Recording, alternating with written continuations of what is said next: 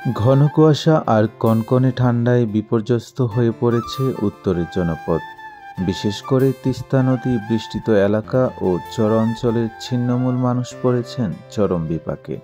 এই অবস্থায় জরুরি ভিত্তিতে গরম কাপড়ের বড় সংকট দেখা দিয়েছে। মানুষজন খড়কুটো জ্বালানি শীত নিবারণের চেষ্টা করছেন। এদিকে ঘন কুয়াশার কারণে সড়কে গাড়ি চালানো অনুপযোগী হয়ে পড়েছে। হেডলাইট জ্বালিয়ে ধীরে ধীরে যানবাহন চলাচল করলেও বড় দুর্ঘটনার সংখ্যা রয়েছে। অন্যদিকে তীব্র শীতের কারণে বেড়েছে বিভিন্ন শীতজনিত রোগ ব্যাধি। রংপুর বিভাগে জেলা সদর হাসপাতাল ও অন্যান্য স্বাস্থ্যকেন্দ্রগুলোতে বাড়ছে শীতজনিত বিভিন্ন রোগের ভিড়।